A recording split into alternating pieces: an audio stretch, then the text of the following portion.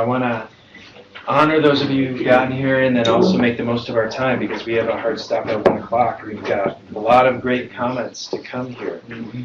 So my name is Max Boykoff. I'm the director of this center. And we, along with Amy Napu-Schmidt, who's here, our outreach and engagement director, and Jennifer Katzen, who's our office manager. We've got a great series this spring. So we're starting today with the AAAS case program, which you'll hear more about in just a moment, starting with Heather Benet and then from our panelists.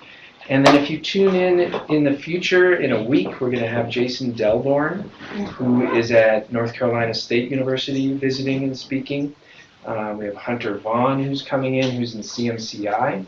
We have Stephen Monska, who's from NOAA, part of our community and series, Cooperative Institute for Research in Environmental Sciences, and so forth and so on. Diana Dorman, who's going to be speaking, who is our Brad Byerly Award winner for this year.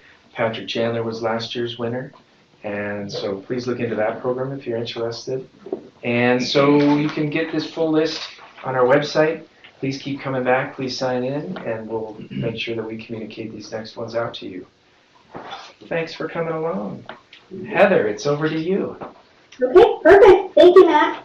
Hi, everyone. I'm pleased to join you remotely. My name is Heather Benet. I am the University of Colorado's Assistant Vice President for Research and Federal Relations. I'm based in D.C., which is why, unfortunately, I'm not able to join you in person today.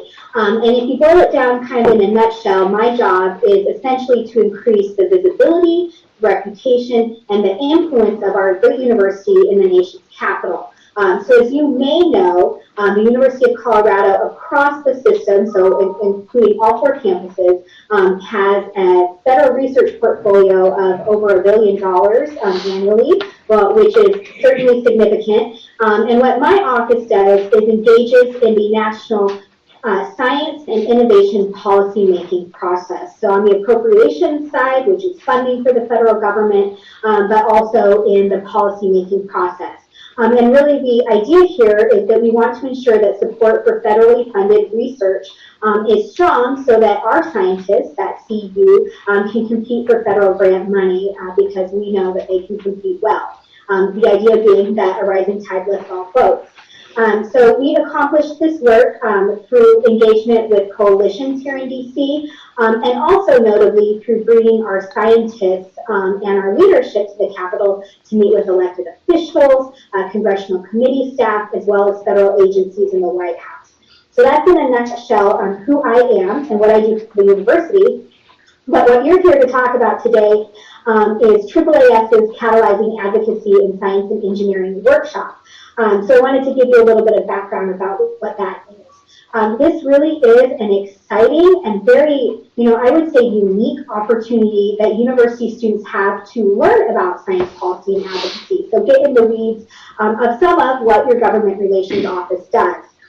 So this workshop is a 3-day program that takes place here in DC. It's open to upper class undergraduate as well as graduate students who are studying in STEM disciplines. And I would say the workshop looks at kind of 3 core elements. Helping educate students about the role of science and policy making, also educating about the federal budget and appropriations process, which, as I said, your university engages in routinely, and then also, and I think most notably, effective science policy communication and advocacy techniques. And I think that's something that's really unique and important. And hopefully some of our CASE alumni can speak to that. But really what the objective is of this workshop is to empower students to become a voice for fundamental scientific research throughout their careers. And this really is a distinctive skill that's increasingly important for all scientists, including the scientists that I bring to DC to lobby on their priorities. So one of the things I mentioned is that in my work, I work with coalitions here in DC, and that's something that student participants in CASE have the opportunity to engage with as well. So if you attend CASE, you'll have the opportunity to meet with many of the associations and coalitions that I work with most closely, including AAAS that sponsors the workshop, but also the Association of American Universities, as well as the Association of Public and Land-Grant Universities, which are key groups that we work with. So in addition to these coalitions and associations, the workshop gives you the opportunity to engage with folks that are key players in the federal space. So folks representing the White House, think Office of Science and Technology Policy, Office of Management and Budget, the federal research agencies that we work with, and also members of Congress and their staff. The last number of years, one of Senator Gardner's key staffers who works on his research portfolio, which is key because he serves on the Committee of Jurisdiction, has actually participated in the CASE workshop, and hopefully will again this year. I'll have to check in with him.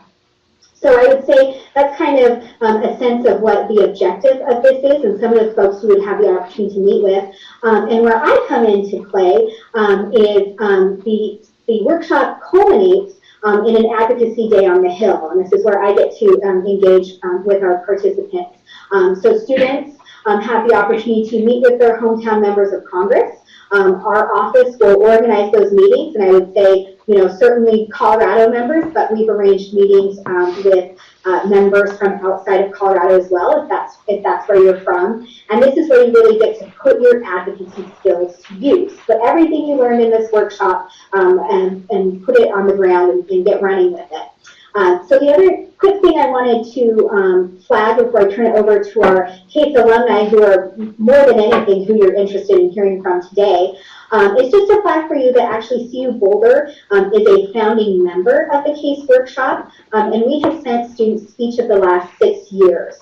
Our office really noticed that there were opportunities for scientists to engage in the policymaking advocacy process and learn about these skills, mid-career, late career, but not early career. And so I think this is a unique and cool opportunity that we were part of from the ground, from the beginning. And I do just want to do a quick shout out to some of our folks on campus who really make this opportunity possible. And those are the Graduate School and Center for STEM Learning, who help sponsor students to participate. So the competition that we'll be talking about today, it's their generous support that makes it possible for you to attend. And then also, of course, thank our hosts today, the Center for Science and Technology Policy Research, which manages this competition and the selection process. So what I'd like to do now is I'll turn it over to Claire for our CASE alumni to go ahead and introduce themselves. So thanks for your time. Glad to be with you. And Claire, let me turn it over to you. Thanks. I'm Claire. Right now I'm a first-year astronomy graduate student at Harvard. So I'm remote because I'm in Boston right now. So I was an undergrad when I did the CASE workshop in studying astronomy at Boulder. So maybe we'll take it to folks in the room now. Sure. My name is Katie. I'm a fourth-year PhD candidate in the Environmental Engineering Department. My name's Danielle. I'm a fifth-year PhD candidate in Atmospheric and Oceanic Sciences. I defend April 6th at 1 p.m. So I am figuratively 9 months pregnant. And my dissertation is on El Nino variability under climate change. And my name is Julia. I guess I am technically a sixth-year PhD candidate in chemistry, and I study specifically atmospheric chemistry, and I did the CASE workshop in 2018. Back to you, Heather. Did you want folks to then take turns speaking about their experiences, or? I can pose some questions to the group, or if you want to moderate things, whatever you prefer, Max. Okay. Maybe we start by just inviting each of you to elaborate a little bit on, say, what you did the year that you went, what were your experiences, what you think. Before we start that, actually, could I ask, how many in the audience are undergraduates? One? How many are graduate students? Keep your hand raised if you're below your third year. Okay. Okay, cool. Yeah, that's good. And are people here interested in applying to the program? Is that part of what brings you to the? I see some nodding. Great. So you may have very specific questions for the panelists. Practical, yeah. Which is really good. So, Claire, could we start with you and just maybe share a little bit about what you did, what you thought about what you did, what you've carried with you now to Harvard? Sure. So when I applied for this, I didn't totally understand what I was applying for, to be honest. I am really interested in science communication and education outreach. So I thought that this would just be a really interesting experience, although I didn't totally see what it would entail. I ended up getting quite a lot out of it. The speakers were consistently informative. The Hill visits were a huge standout. I'm sure you'll hear about that a lot of this panel. Those were, yeah, unlike anything else I had quite done before. And then one of the other main highlights for me was just interacting with other STEM students that are outside my discipline. It was the first time I was in a place where I could talk to people who had such diverse research, and almost all of them were really good at explaining their research, which made it really, really fun. And it was just a good way to get connected with other future scientists who are also interested in science communication and policy. Excellent. Julie, can we turn to you next? Sure. I guess I mostly applied for the fellowship. I had heard really good things from people who had done it in the past, and I also was really interested in what kind of jobs were available to me in science policy. I wasn't like, I hate research, get me out of here, but I've always been interested in politics, and I work, in sort of an area of chemistry that's very related to environmental policy. So I thought even if I didn't find something that I wanted to do as a career, it would be good for me to learn about how science and policy interplay. And I knew almost nothing about that beforehand. And I think that that's sort of how the fellowship is designed. Not to say that if you have a lot of experience, you can't get it, but I think it really is designed to teach you what science policy even means from the beginning. So that was really cool for me because I think it did a good job of exposing me to all of the crazy, awesome jobs and roles that science plays in our government and in policy making. So that was really cool for me. Yeah, I guess I'll leave it at that. I would like to talk more about the Hill visits as well, but I'll leave it up to you guys of what questions you want to ask. So a couple of things. As Claire mentioned, when I first applied, I didn't really understand what I was applying for, and I even went to this panel before I applied. So let's just recap on what the AAAS case workshop is about. It's, I think, correct me if I'm wrong, Heather, 3 or 4 days, where you're in Washington, D.C. You have several days where you're in a conference room with the other case workshop participants, and this is hosted by the AAAS, which is the American Association for the Advancement of Science. So they are definitely a crux in terms of science policy in Washington, D.C. So it's hosted by them. It's a 3 to 4 day workshop where you have 2 days worth of kind of lecture style presentations and some panels. And then the Hill visits is an entire day's worth where, I and the other participants ran around with Heather through the House of Representatives and the Senate office buildings to meet with our state representatives. And you could either do that with Colorado or do it with whatever your home state was.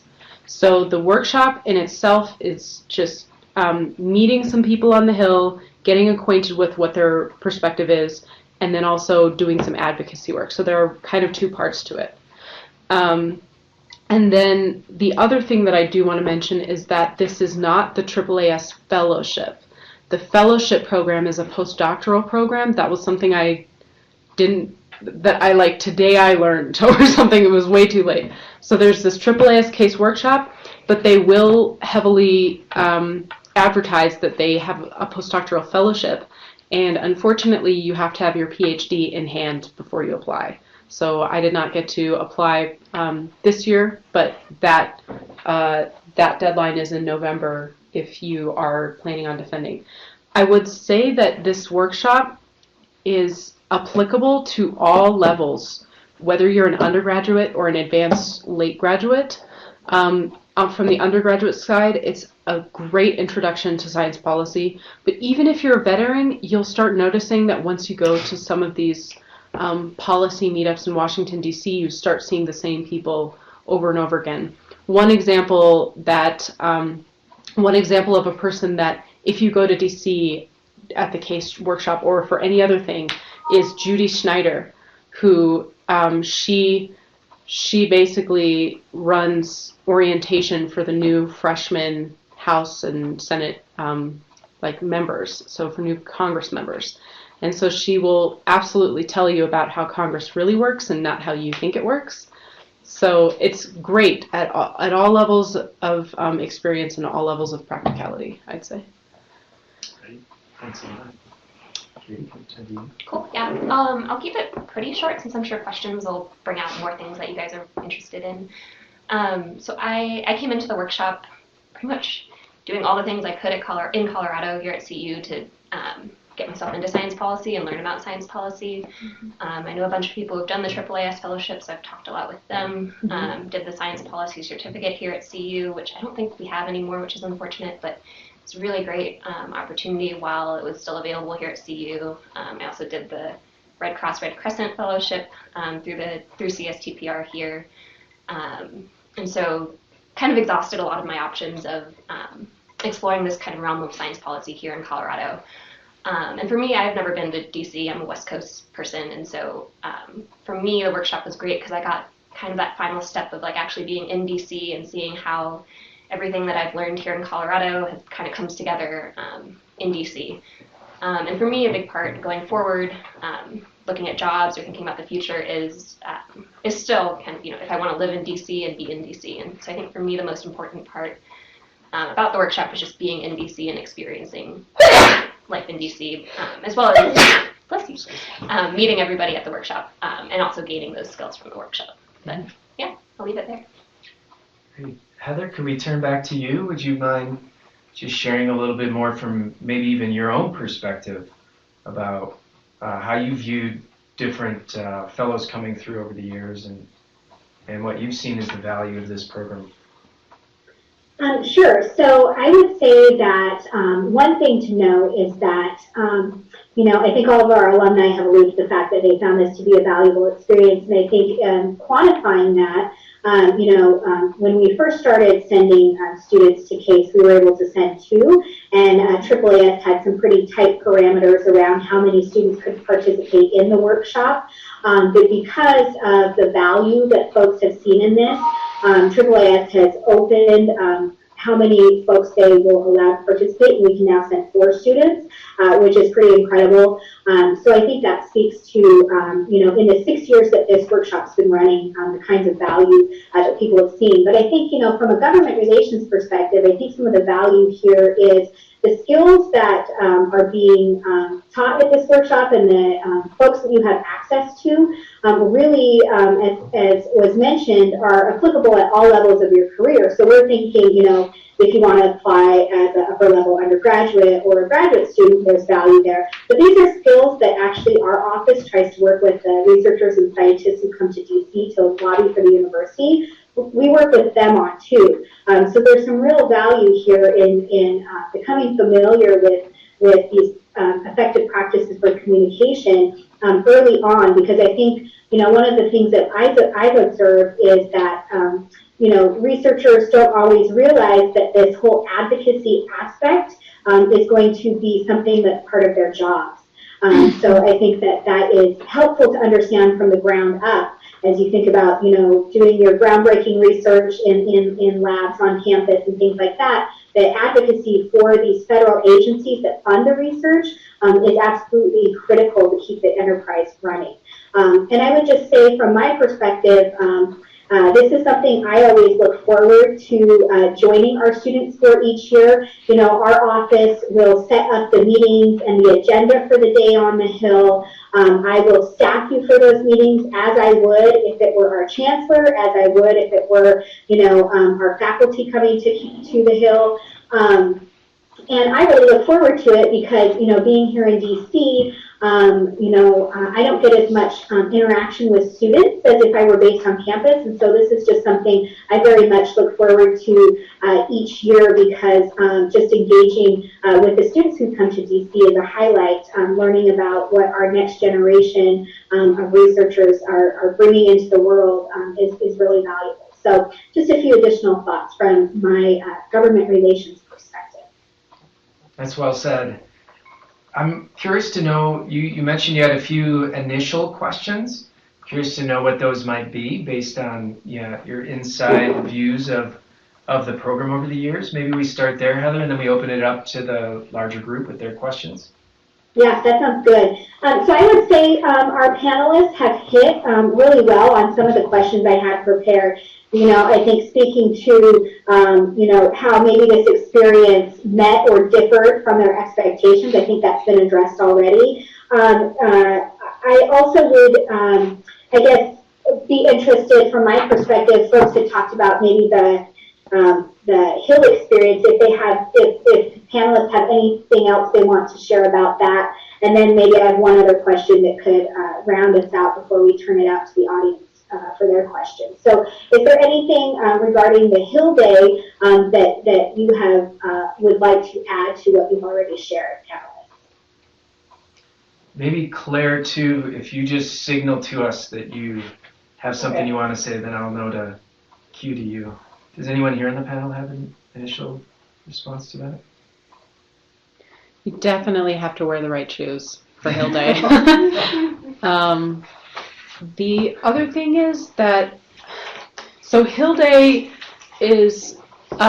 really varies depending on which state's delegation you choose to go with. So the way that Hill Day works is it's basically a big smorgasbord where I'm from Washington, so I did both the Colorado delegation and in the morning, like before that, went and did and joined the Washington delegation. So you can join multiple state delegations, and then you meet with your state representatives, whether they be senators or House of Representative members. Or their staff. Yeah, it's more typical that you meet with their staff. So the mileage can really vary on whether you're meeting senators or staff, and the bigger the person, the more likely you are to meet with their staffers. I think that the California delegation did get a chance to meet with like Nancy Pelosi, but that was because there were like 20 people in that delegation, and she made kind of a special effort to come out and see them. We didn't, sorry. Yeah. No, so I grew up in San Francisco, so I tagged along Nancy She didn't. Pelosi. She was on did not. C-SPAN in the room over in there, but we didn't. Oh, Nancy okay. Pelosi, yeah. You didn't? Okay, I remember there being one senator that There might came have out been. and Yeah, but it wasn't. it wasn't her. Okay. So I'm misguided on that, but your Hill Day will completely depend on which delegations you choose to join, and then within those delegations, they will meet with 2 or 3 representatives, and you'll most likely be meeting with their staffers and then be sharing preordained like talking points or even just answering questions for them. And the biggest part of this, as Heather mentioned, is advocacy. So a lot of people don't realize that in order for your senators and House members to approve an increase in NSF funding, they have to hear from people who are NSF fellows or whose labs benefit from NASA and NOAA funding. So basically going in there and saying, I would not be here if it weren't for these sources of fundings, is part of the advocacy of saying, hey, when appropriations time comes around, make sure that you don't give too much to maybe the Republicans who are trying to slash the NASA, or they don't slash NASA, they slash NOAA and NSF funding. So your Hill Day will be completely about advocacy, and it'll be completely dependent on the states that you choose to go with. Does that make sense? Any other initial views? Claire's got her hand up. Claire. I'll just say, even after learning about what the Hill visits entail, before doing them, I thought that it was more of a formality for our benefit. So like the students could go in and see the congressional offices and it would be a fun time. But it was an actual like congressional, like a meeting. I felt like people were listening to what I had to say, what I had to say mattered, and it also felt very real because it was. And so it was not only something that I felt I was doing something productive in, but that I was also getting a feel for what advocates actually do day to day, something I had no idea about before. Yeah. And can I just chime in? You know, I think that I appreciate hearing that, Claire, because Yeah. it's real advocacy. And I would just add, you know, these visits happen at a really important time of the year because we are in the midst of appropriation season. So that's when federal lawmakers are making decisions about how to fund budgets for these federal agencies. So it really is valuable for you all to come in and talk about the NSF, NASA, NOAA funded work that you do because it gives them a real sense of where these dollars go, right? It can seem very amorphous and big when you're talking about million, billion-dollar budgets, but to see the practical application of that work on the ground, and in particular in their home state, is really meaningful. And certainly our members also always appreciate hearing from students more than anyone. So you are very impactful and important ambassadors to take in these meetings at a critical time in the budgeting process. Hey, Julie, you want to say something? Yeah, I have just a few things to add. First, we were really lucky, I think, because there was actually a vote that afternoon on the floor for the budget. And so one of the main takeaways that I got from the workshop was, you know, as scientists, we like to think, oh, our work is really important and it's almost obvious, you know, and it speaks for itself. It's, you know, the pursuit of science and the pursuit of knowledge and these research projects that we each spend so much time on, we see them as so important, but people who are actually making policy, they don't necessarily see that. And so they're being pulled in thousands of different directions of where they're going to put this money, for example. And so if scientists aren't speaking up and advocating for ourselves and saying, this is why it's important that you put money into science, like if we're not speaking up, a lot of other voices are speaking up for themselves. So I sort of see it as an obligation as scientists. And so that was really cool to actually go in person and say, this is why it's so important. I'll echo what Katie said, which is that unless you've been to DC and like walked around the halls of Congress, you just can't understand what that's like until you're there. And so that was incredibly exciting, and I didn't anticipate that. And something that surprised me was like how starstruck almost I felt. I mean, when I was in the presence of, for example, we got to meet Jared Polis because he was a rep at that time. And, you know, you're almost like at a loss for words being you like see their office and how important this is, and you really get a sense of the scale. I don't know. That was a really neat opportunity. And actually, Danielle? Yeah. Mentioned something that also jogged my memory, which was sort of alluding to Republicans versus Democrats. And I want to say that I totally went in with the perspective of like, oh, I don't want to meet with the Republicans because they don't like to fund science. And, you know, that was sort of this bias that I had going in. And actually, I don't know if this is the norm, but I found our meeting with Cory Gardner's office to be the most interesting and the most productive. On the one hand, you can kind of think like, okay, whoever it is, Democrat or Republican, if you're meeting with someone who's already like super gung-ho or already knows a lot about what you're there to share, maybe you don't feel like you're making as much of an impact as if you're meeting with someone and really giving a face and a story to your scientific perspective, who might not have otherwise been super interested in funding your particular agency that you receive funding from. But also, I don't know, I'm not in any way like making any sort of plug for who you vote for or anything, but I was very blown away with how pro-science Cory Gardner's office was, and particularly Sam Love, I think his name is.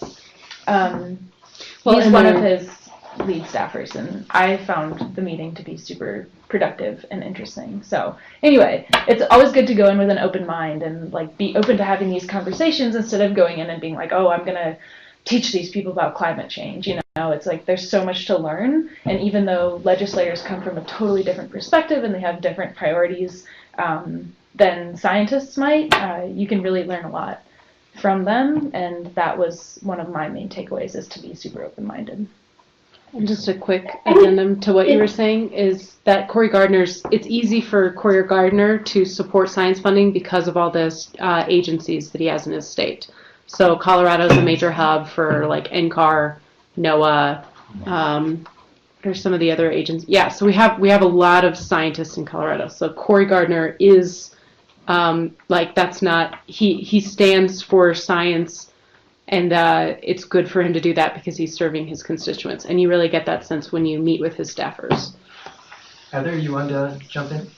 So I think that's a good point. I think the idea that our members are there to serve constituents and that they're coming in as constituents is key. And I would say, one of the things that, my role as an advocate for the university is always to try and make science as bipartisan as possible, because we do need that support from both sides of the aisle. And I think that, this conversation is really helpful because it also draws to light the fact that we have members who serve on key committees of jurisdiction related to science issues. So Senator Gardner serves, on that science committee for the Senate. Congressman Perlmutter does in the House side, and so we have the opportunity to meet with members who actually dig into these policy issues and care about them in a much more maybe deeper level than members who don't serve on those kinds of committees of jurisdiction. So I think that's something really cool that we have as a university and as Colorado constituents when we go into these meetings, as members who really get into the granularity of some of these science policy issues. Excellent. Did anyone else have anything to add on that topic? I'll just quickly add, I think it was really interesting, and one big takeaway for me meeting with legislators and being on the Hill and doing Hill visits is, here in Colorado and around the U.S., it feels like everything is so polarized. You read the news and it's just, everything feels, one side or another.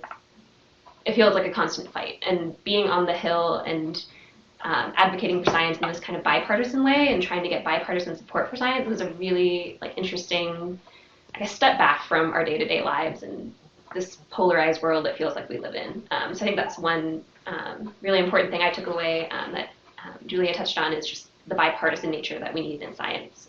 We need support from both sides, and I took that away definitely from the Hill visits. That's it.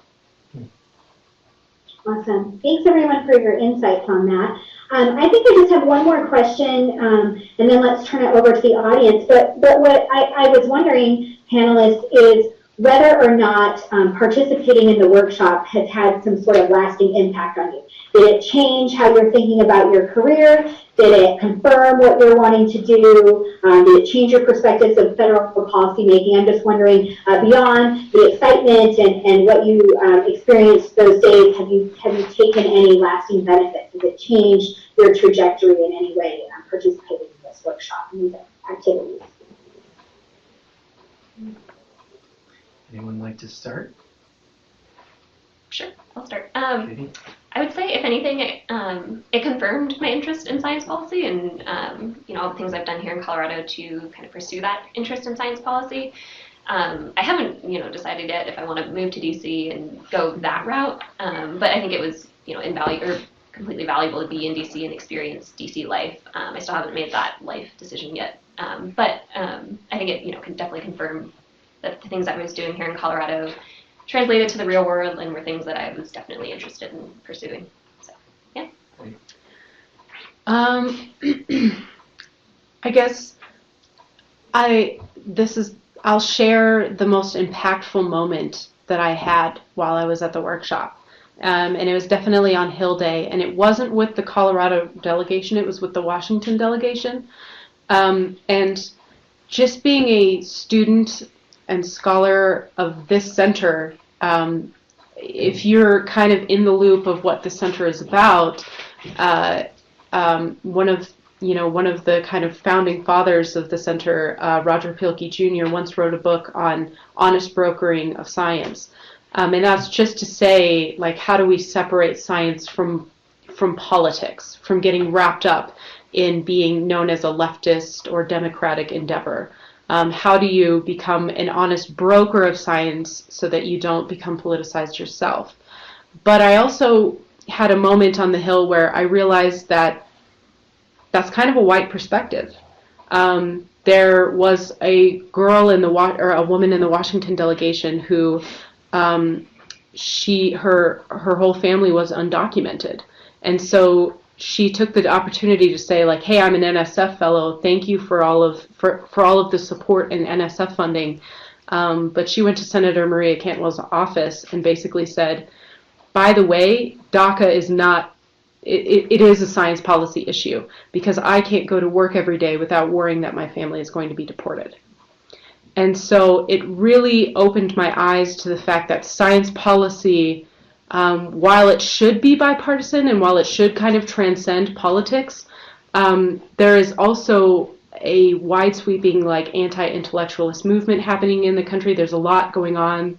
There's kind of rising fascism. So when we talk about science policy, it is good to consider that it shouldn't be partisan, but we should also consider the implications of science policy on, like, scientists of color who are working in the field, and how we have those conversations not in a vacuum. So her going up to a staffer of her representative and saying, you know, this is also a science policy issue. DACA is a science policy issue, was a really impactful moment to me because it was just something I had never thought about.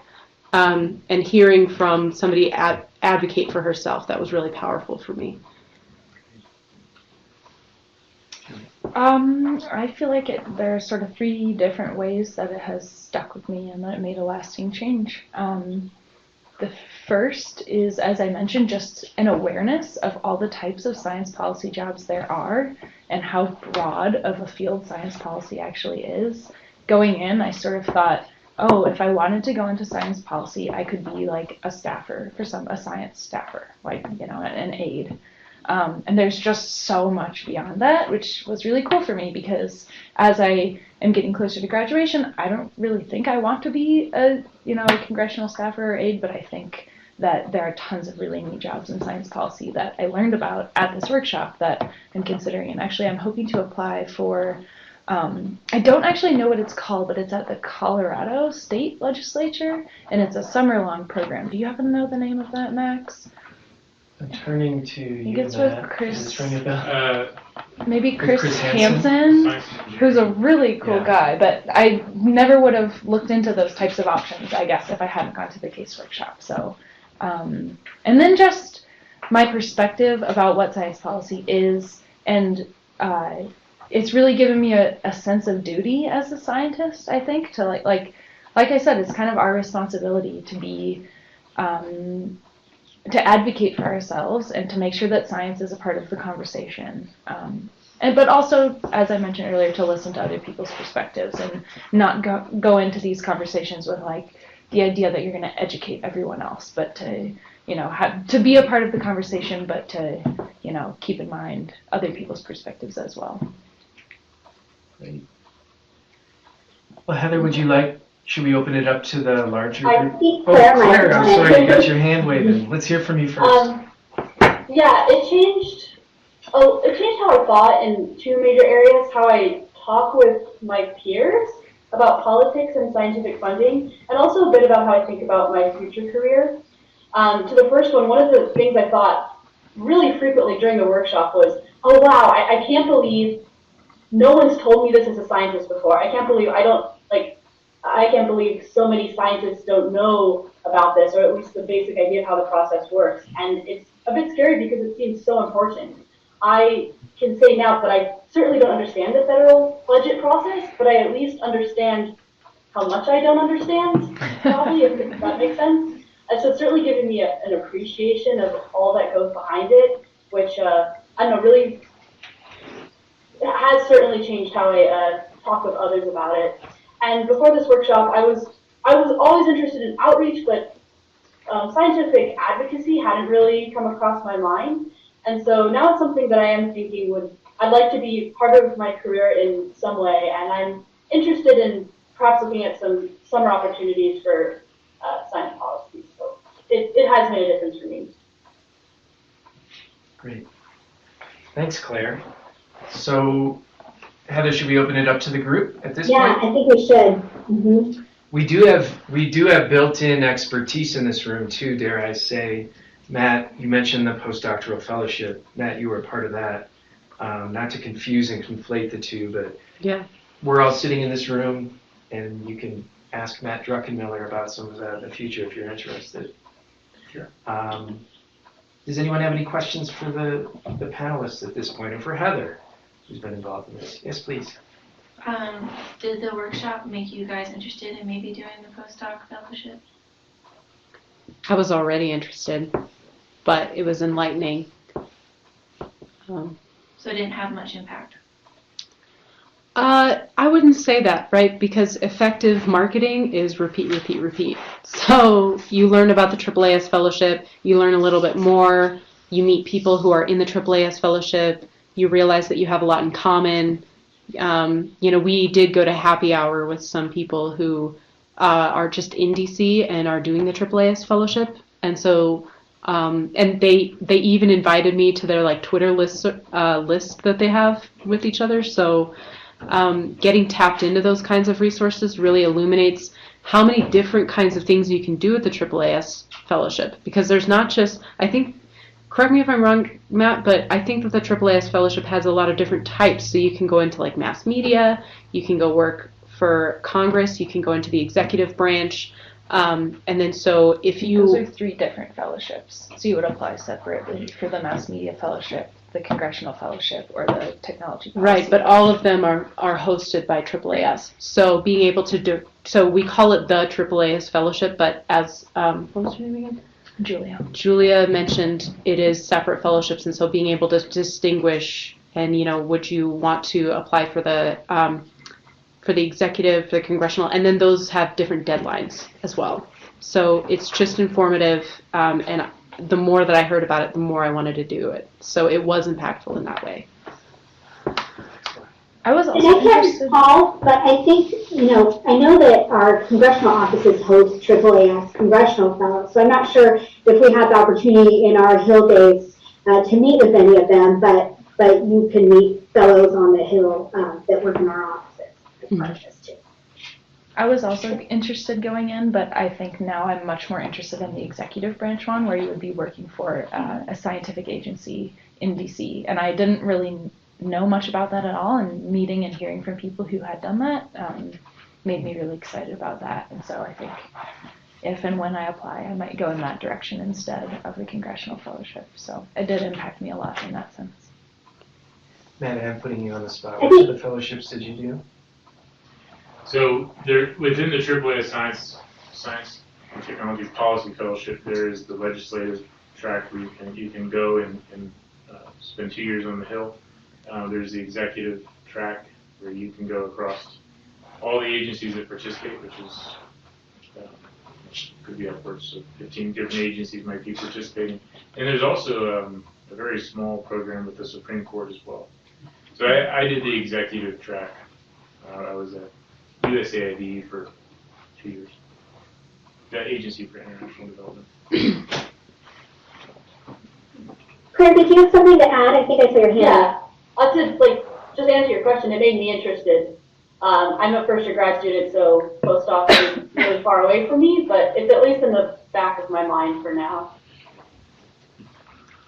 Excellent. Other questions from the group here? Andrew?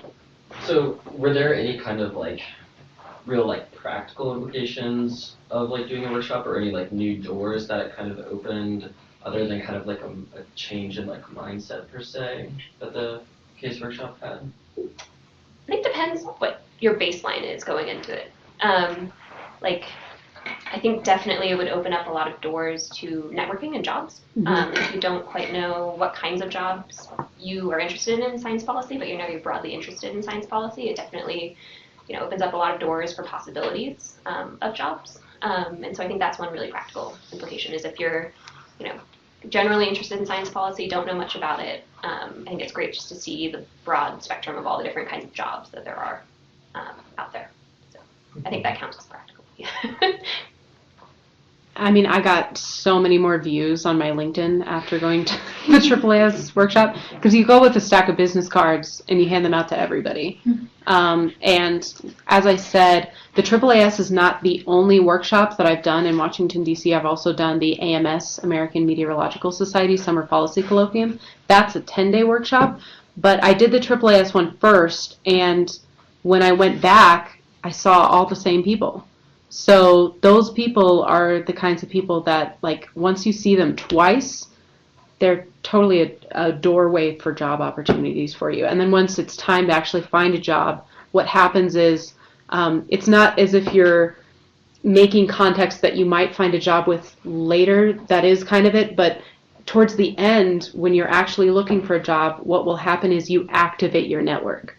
So you activate all the people you've ever met before in a way that says, hey, do you remember me from these 2 times that I saw you in DC, or this 1 time that I saw you in DC and we had a great conversation? Do you know anybody who has a job? And then so they activate, and it sort of ripples out. And it's something like only 20% of job postings are posted online. Only 20%. So those other 80% come from people you know who know other people. Yeah, so it's a great start to your networking. Bring business cards. Make sure to organize LinkedIn. There will already be some overachievers at the workshop, just based on, I think, the people who are motivated to go there. They all try and kind of network. But you can, I'm already part of like the LinkedIn page for that year's AAAS class and stuff like that. So, and then if anybody came up to me through LinkedIn, through that class, I'd be like, hey, I know you. We had an experience together. So it's great for that. Julia, Claire, any other comments? I connected with a handful of the staffers who gave me their contact information and said, hey, reach out to me if you have any questions, or if you are interested in the type of jobs that I'm doing, or stuff like that. So people were pretty friendly and open to further communication beyond the workshop. Yeah, I definitely think networking is a big one if you're thinking of this from a job perspective. Great. Turn to you. Hi, I'm Shirley. So I actually had 2 comments. I'm just realizing now, as we're talking about the Science and Technology Policy Fellowships, so I'm, one of my mentors is also a Science and Technology Policy Fellow from AAAS, and I build all these professional development workshops for the graduate school, and I invited her to give a webinar about what these postdocs look like. So I'm just realizing now I should probably connect and promote the workshop to you, and so that you can share it with the other students. Sure. But the other thing is something that you had said about looking for different science policy jobs. It's what I'm searching for as well. So I'm in the health and medical sciences, social behavioral sciences, and I've been really trying to search of what my job, what it would look like if I had applied my clinical experiences, my research experiences, looking at health, and what that would look like in policy. So can you talk more about how you explored those different jobs, who you talked to, what those conversations were like? So I probably can't give you a super great rundown. I really think you should do the workshop, because there was a day, maybe an afternoon, where several different people who had those types of roles in the government came forward and said, this is what my typical day looks like. These are the people that I work with. It was a super valuable day for me, but I don't think I can quote, give you a list of potential jobs off the top of my head. But it definitely expanded my idea of what a science policy job would look like. I don't know. Do you guys have any specific? I'm trying to think. I don't know if I have a specific. Yeah, I don't know if I have a specific example off the top of my head. But like Julia said, there's a bunch of resources there and people there who have done those exact kinds of jobs, and just getting the opportunity to talk to them was really interesting and eye-opening. And I think even just at CU, you don't even necessarily have to go all the way to DC, but I think CU has a bunch of AAAS fellows, especially probably through the Science Center for CSTPR, Center for Science and Technology Policy Research, that can connect you as well. So if the DC trip doesn't work out, we have resources here to talk to fellows and see what that would look like as well, I'm sure.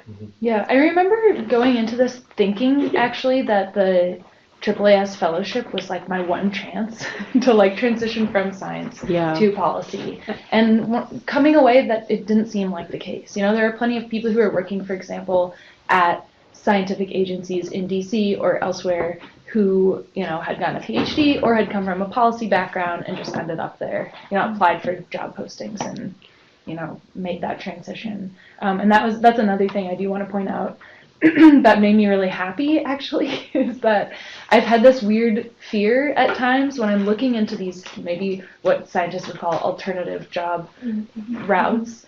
I've been like, man, am I going to end up someplace doing something where I didn't even need to spend the last 6 years getting my PhD, or like my research experience isn't going to be valuable? And that was totally not the case. I mean, going to this workshop made me feel like, there are jobs that want people with PhDs or masters or whatever. They want people with a science background who have that expertise and an interest in policy and strong communication skills. Like if you have that to bring to the table, I think it's something that's really, really valuable in DC, and that made me very happy to see, because as I said, I'm like, am I going to end up doing something that I could have gone straight out undergrad or something like that? So I wish I had more specific examples for you. And maybe I'll look at my notes later if you want to give me your email address. But yeah, I think I would just add that, in general, DC is a really interesting ecosystem where there are a variety of avenues for, advocacy and, specific to science in general. I mean, if you think about it, we have, obviously lawmakers. We have folks like me who are lobbyists or advocates trying to influence what lawmakers are doing, but you also have folks in the think tanks who, really delve into particular issues in depth and provide, thought papers and things that inform policy as well. You have the media that reports on these things, and I think getting, public awareness of science and policy is also important. So my hope would be when you come to the workshop that some of those different avenues in this interesting ecosystem where we're trying to, impact policy for the better is part of that conversation, because really that is kind of the ecosystem that I live in on a daily basis, where there are these different touch points to influence the policymaking process, either being, in a congressional office, where I think having that policy background is very important, or being on the outside providing those thought papers, engaging in the advocacy process. Some of my colleagues who have science backgrounds are very important and influential. So, my hope would be some of those things kind of bubble up to the surface at the workshop. Great. Are there any questions from online? Yes, there are. There are a couple. Caitlin asks, is there a recommended point in your graduate school career that the workshop would be more ideal for? Are applications viewed more favorably for earlier or later career graduate students? Well, What was the question? Are applications viewed more favorably for earlier or later career graduate students? we don't favor anyone at a more advanced stage than folks, and I think it might be demonstrated by the people we have on the panel. So from that side of it, there aren't preferences made. I guess thinking about that question in slightly a different way, did you feel as though for each of you who were there, did that feel like the right time, or do you wish you had gone earlier? Do you wish that you had gone later, perhaps? Claire, in your case, as a grad student rather than an undergrad? I'm glad I went as an undergrad. I went right when I was in the middle of deciding which grad school to go to. So if anything, I felt like it was the perfect time for me, and it was a perfect introduction to something I hadn't thought about very much previously. There wasn't a lot of undergrads there though, hardly any, and I was kind of surprised with that. How about for the two of you? Feel like the right time? I think I'd applied in earlier years, but I do think it was the right time. Even though I had applied previously to attend the workshop, attending it last year worked out, well for me. So it happened when it happened, and it was good. Yeah, I was gonna say that I wish that I had gone earlier, maybe, but I don't know. Maybe it was the right time for me. That's a really terrible answer. Sorry, but I mean, I guess if you feel totally lost career-wise, it's really neat to see what science policy is like firsthand. So, I mean, even if you don't feel really lost and you're just curious about science policy, I think it really could fit a lot of different needs or interests. I don't think there's a wrong time. Yeah, exactly. I think Yeah. I think whenever you go, you'll benefit from it. I also want to add that if you do apply and you don't get accepted this year, to consider reapplying for next year. I Absolutely. think that's happened in the past where some of our winners have won, the second year or third year. So I also received this advice when I was applying, and I didn't end up using it, but you can also apply directly through AAAS, and your chances are lower because it's a larger application pool, but you can, I think also AMS maybe sponsors a couple, and AGU, any scientific agencies that you're a part of, there's a good chance that they might sponsor a student as well. So if you don't get it through Colorado, you could try applying through other avenues if you're like dead set on doing it. Did you want to add to that piece, Heather? In terms of just, Other ways to apply into the program?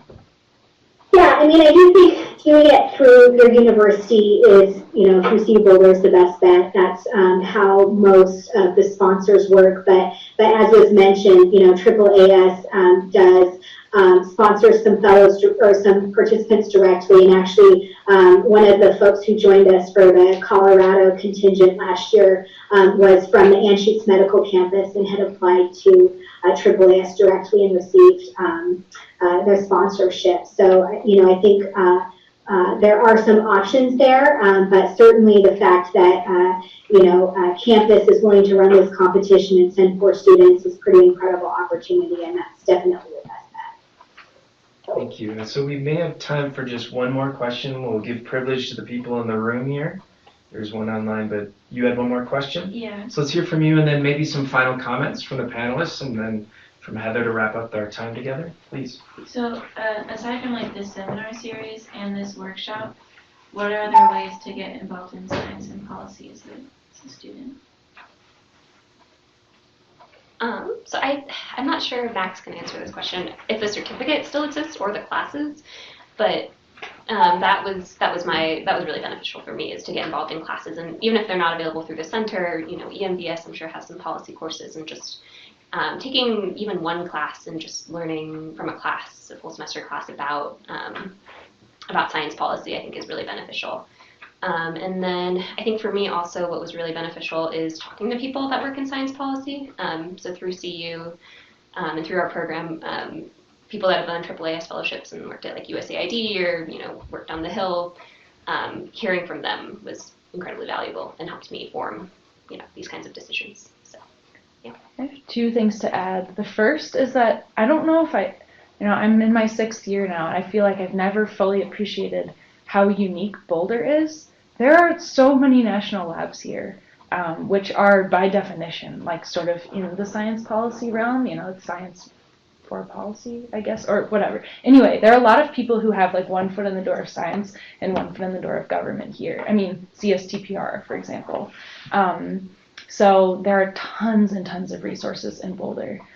Ceres is another great one. The Center, Cooperative Institute for Research in Environmental Sciences. Sorry, that is a joint institute between CU and NOAA. You are nodding like you already know about it, but there are a lot of really, really great people to talk to at Ceres as well. And some of them are working just in science communication. Some of them are thinking more about policy, even at the local level. So, Western Water Resources. Western Water Assessment. Thank you. Sorry, I'm like butchering all of these names. But there are so many resources in Boulder. It's like you could talk to a new person every day and never run out of interesting science policy people to talk to.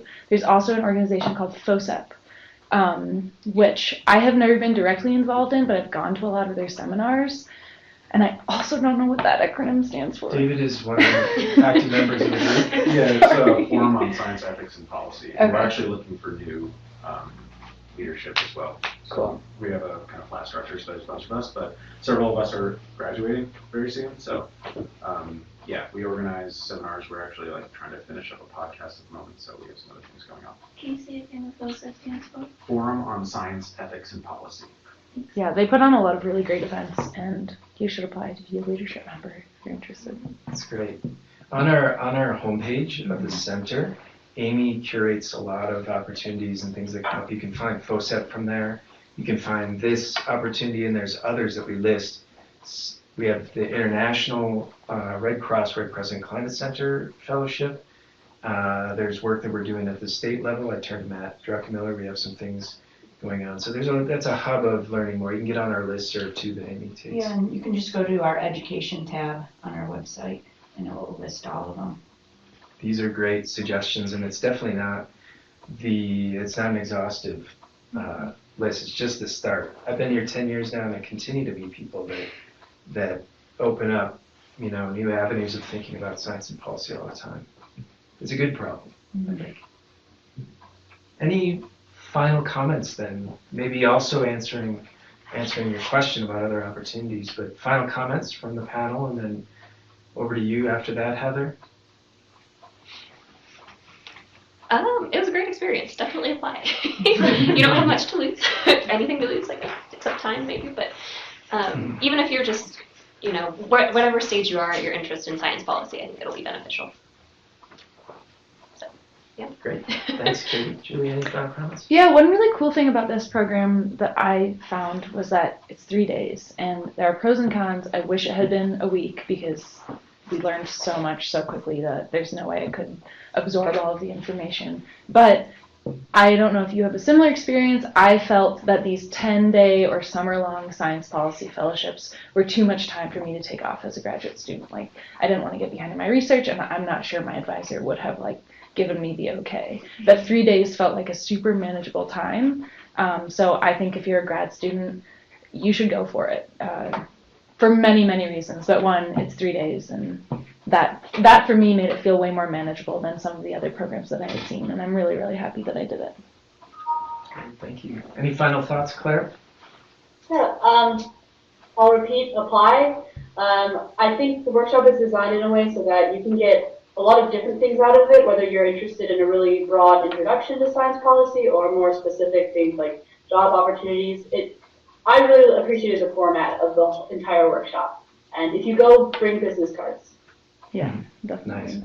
And the final words over to you, Heather, to wrap things up. Yeah, well, I would just thank our participants today for sharing what their experience was like, and also for being great advocates in DC when you did the Hill Day with me. I think I would just add that I think this is a great opportunity where there is a lot of support from the university to try and help you have this good experience. As I mentioned, CSTPR, obviously is very strongly involved, the graduate school, Center for STEM Learning, Government Relations Office. The reason that we all pool our resources in terms of money, man hours to support this opportunity is because we feel it's a really good one for you. And I think Claire said it very well. It really is kind of you get out of it kind of what you are looking for.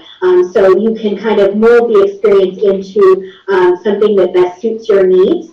And I would just add that if folks have additional follow-up questions, that they are welcome to contact me anytime. I am a resource and would be happy to engage with you if you're thinking about this opportunity. And just to say that I'm glad that Government Relations has the opportunity to participate and support this experience.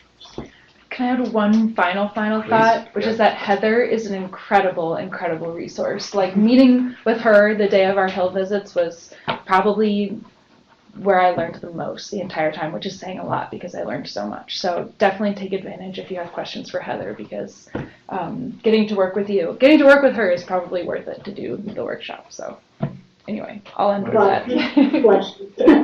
That's very humbling. Yeah, Heather is wonderful Yes.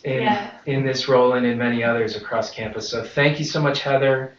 Thank you so much to our panelists, and hopefully you've enjoyed the session today.